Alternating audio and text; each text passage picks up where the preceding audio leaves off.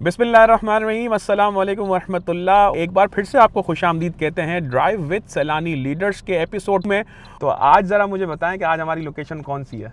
बस यहाँ से करीब ही सैलानी लॉजिस्टिक हब है। लॉजिस्टिक जहाँ किचन सर्विस और स्टोर ये सारी चीज़ें अवेलेबल हैं।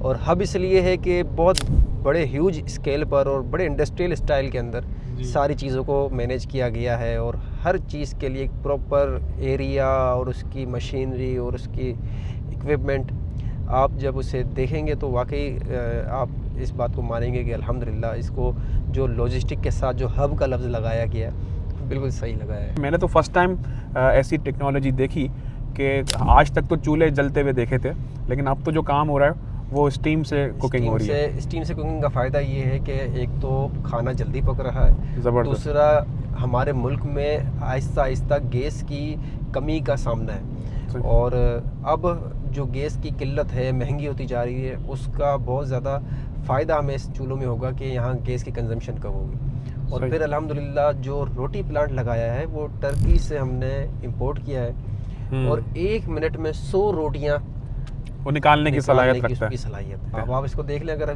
5 घंटे भी अगर हमने इसको मुस्तकिल चलाया तो कई हज़ार रोटियां जो है ना हमें अल्हम्दुलिल्लाह एक प्रोजेक्ट से हमें हासिल होंगी और अल्हम्दुलिल्लाह वो रोटियां भी इंशाल्लाह बहुत आला मयार की होती हैं।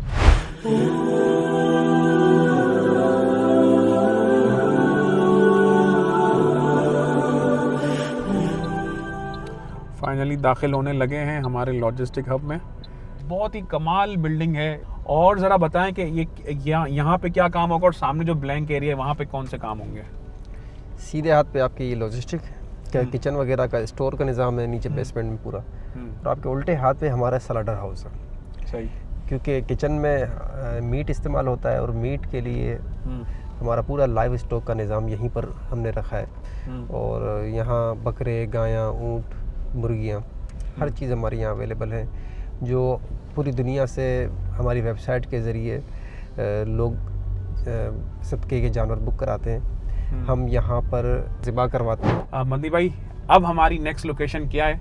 लॉजिस्टिक हब को हम खुदाफिज कहेंगे और नेक्स्ट लोकेशन की जानिब बढ़ते हैं। ज़रा बताएं कि अब हम कहाँ बढ़ रहे हैं। जी बस यहाँ से करीब ही सैलानी ओल्ड एज होम बना हुआ है मलीर में, वहाँ देखेंगे वो बहुत ही प्यारा आसाइशात से मुज़य्यन और ख़ूबसूरत और दिल से बनाया गया बुज़ुर्गों के लिए एक शेल्टर है, जिसमें उनके लिए रहने का इंतज़ाम है, खाने पीने की मेस बनी है, नमाज के लिए मस्जिद बनी है और फिर उसमें वर्जिश करने के लिए पूरा जिम का सिस्टम लगाया गया है और दीगर उनकी एक्टिविटीज़ के लिए सहूलियात है, इंडोर गेमिंग है, फिर उनके लिए लाइब्रेरी बनी है, उसमें एक अच्छा सा छोटा मगर बहुत ही प्यारा खूबसूरत सा गार्डन बनाया गया है जिसमें झूले हैं और उसमें परिंदे रखे हैं, मुर्गियां रखी हैं। बहुत से बुज़ुर्ग अपनी अपनी पसंद और अपनी अपनी दिलचस्पी के एतबार से इन एक्टिविटीज़ में शरीक होते हैं।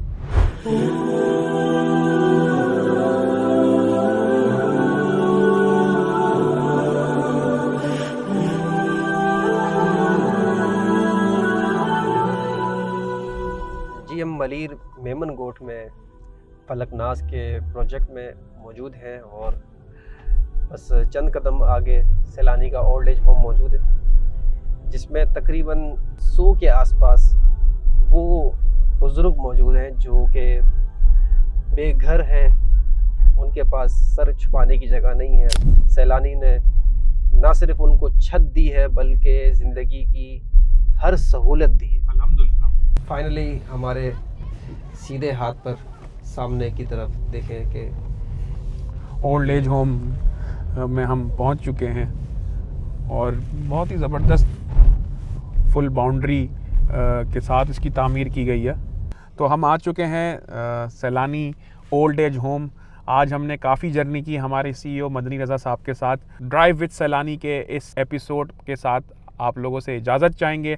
मैं इब्राहिम रिजवान और मदनी रज़ा साहब को दीजिए इजाज़त। इंशाल्लाह सैलानी के किसी और एपिसोड से आप लोगों से फिर से मुलाकात करेंगे। अपना बहुत ख्याल रखिएगा। अल्लाह निगहबान।